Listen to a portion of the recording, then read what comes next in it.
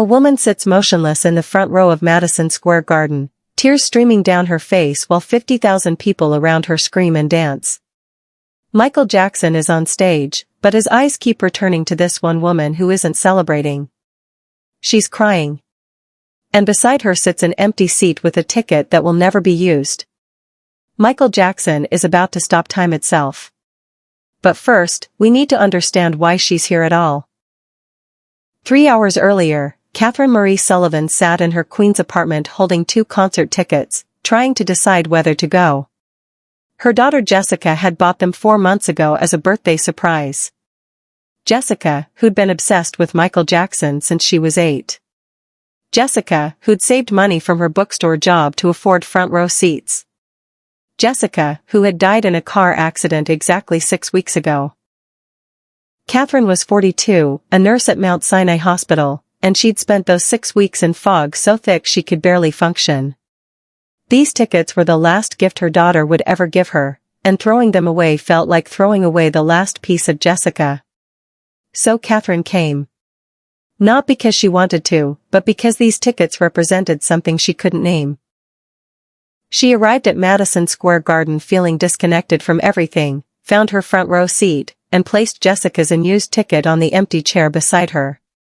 Around her, people laughed and buzzed with anticipation. Catherine sat frozen, wondering how the world kept spinning when hers had stopped. When the lights went down and Michael appeared, Catherine didn't move. She just cried. Not excited tears, but grief tears. Because Jessica should have been here. Michael Jackson was 3 songs in, performing with precision and energy, when something caught his attention. One woman in the front row wasn't moving. While everyone around her danced and screamed, she sat completely still, tears on her face. This wasn't overwhelmed fan crying. This was pain. Michael's eyes kept returning to her throughout the song, and the more he watched, the more concerned he became. The woman's stillness. Her tears. That empty seat beside her. Something was very wrong. As the song ended, Michael made a decision that would shock 50,000 people. He didn't transition to the next song. Instead, he walked to the front of the stage, knelt down directly above where Catherine sat, and spoke into his microphone. "Ma'am, are you okay?" The crowd began to quiet, sensing something unusual. Catherine looked up, shocked that he'd noticed her at all. Her mouth opened but no sound came. "I can see you're crying," Michael said gently. "Is there something I can do?" The entire arena went silent. Catherine shook her head, trying to wave him off, but tears came harder. "I'm sorry," she whispered. "I shouldn't be here." "Why shouldn't you be here?" Michael asked. Catherine looked at the empty seat, and that gesture told Michael everything. "Someone was supposed to be with you tonight," he said quietly. "Someone who can't be here anymore." Catherine nodded, unable to speak. "What was their name?" "Jessica," Catherine whispered. "My daughter Jessica. She bought these tickets for my birthday. She was so excited. 6 weeks ago, she died in a car accident. She was 20 years old." The crowd gasped collectively. Michael closed his eyes, and when he opened them, tears streamed down his face too. But Michael hadn't seen the most important detail yet. He stood and addressed his crew through his headset. "Stop everything. Turn on the house lights." The arena lights came up, illuminating 50,000 silent people. Michael spoke into his microphone. "Ladies and gentlemen. This woman lost her daughter 6 weeks ago. Her daughter Jessica bought these tickets as a gift.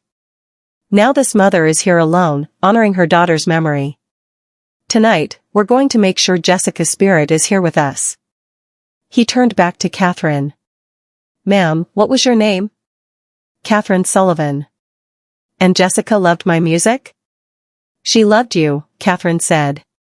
"Since she was 8. You were her hero." Michael made his decision. "Catherine, I want to dedicate the rest of this show to Jessica. She's not missing this concert. She's here. In that empty seat, in your heart, in every note. Will you help me celebrate her life? Will you let 50,000 people honor Jessica with us?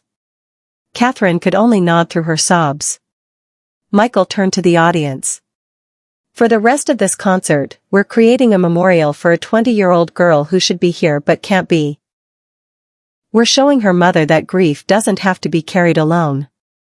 Within minutes, technical staff brought a photo screen to the front of the stage. Catherine pulled out her wallet and retrieved a photo of Jessica. A beautiful young woman with her mother's eyes and a radiant smile. Moments later, Jessica Sullivan's face appeared on the massive screen behind Michael. 50,000 people could now see the girl they were about to honor. Michael turned to face Jessica's image. Hi Jessica. I'm sorry I never got to meet you. But your mom says you loved music. So this next song is for you, sweetheart. For every dream you had, every dance you practiced, every moment of joy you found in music. Michael began singing a ballad, his most emotionally vulnerable performance. But tonight it became something else. A funeral song.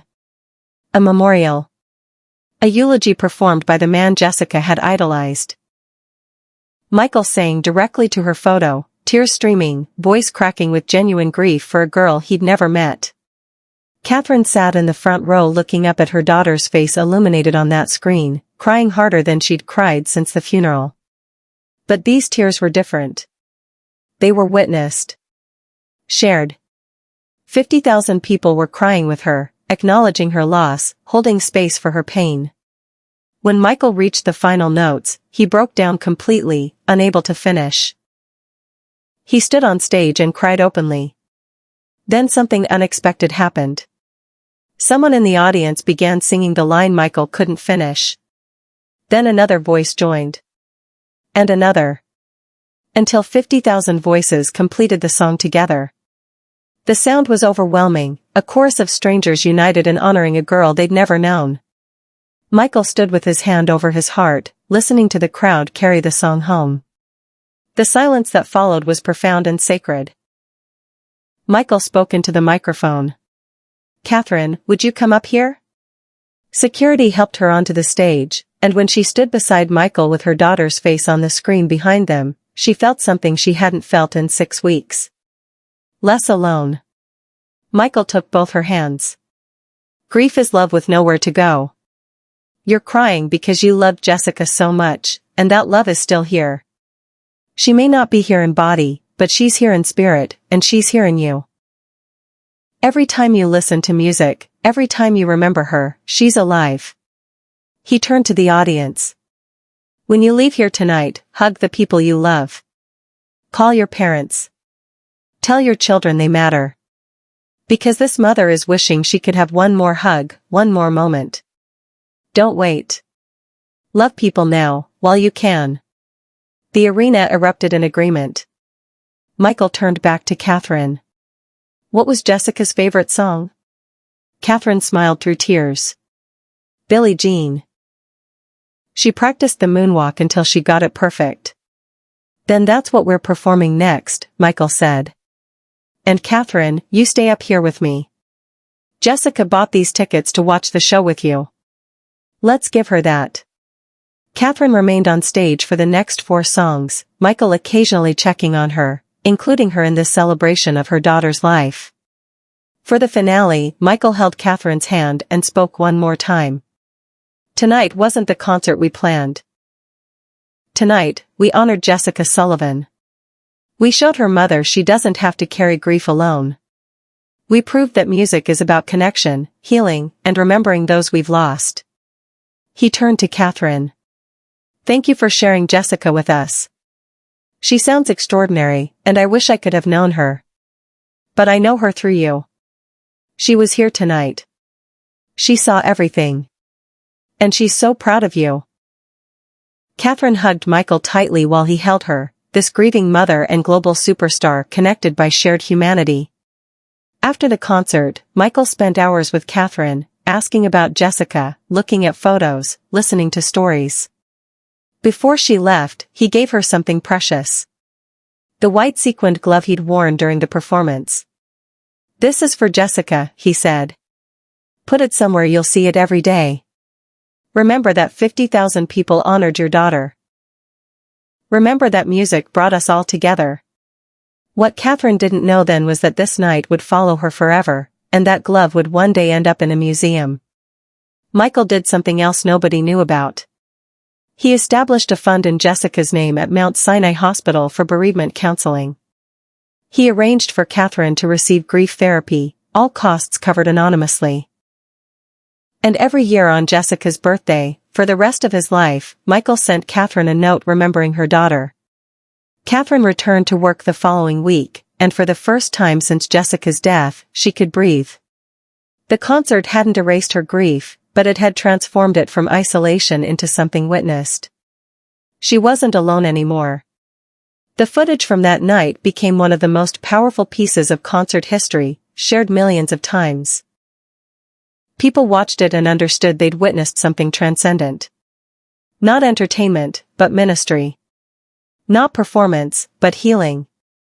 Catherine kept Michael's glove in a glass case exactly as he'd instructed, seeing it every day and remembering the night her grief was witnessed, her daughter honored, her broken heart ministered to by a stranger who chose compassion. In 2009, when Michael died, Catherine traveled to his memorial service. She was asked to speak, and her words moved everyone. "Michael Jackson saved my life," Catherine said, holding the glove wrapped in tissue paper. "6 weeks after my daughter died, I was drowning. I went to his concert because I didn't know what else to do. Michael saw me crying in a crowd of 50,000. He could have ignored me.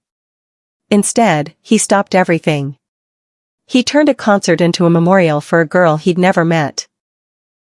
He showed me that grief doesn't have to be carried alone, that music can heal what medicine can't touch, that strangers can become family when they witness your pain." Catherine held up the glove.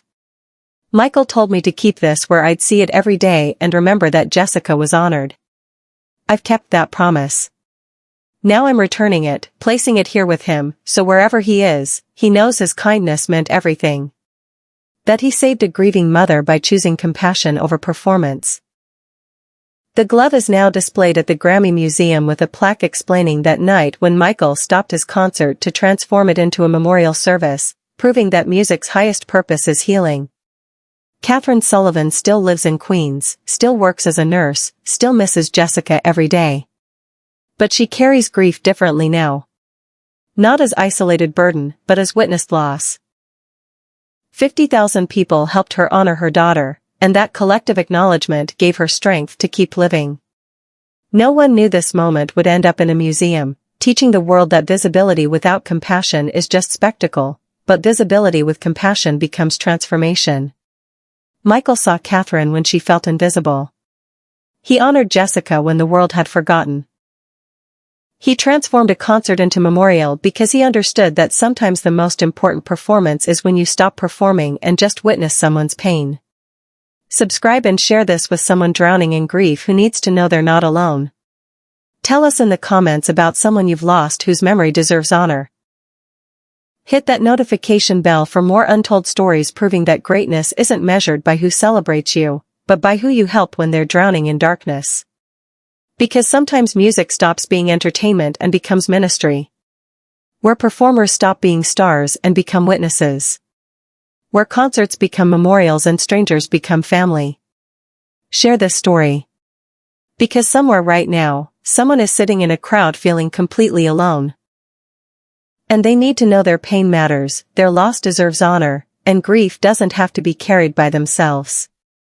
Michael Jackson understood that lesson. And on November 27, 1988, he taught 50,000 people that being seen in your grief changes everything.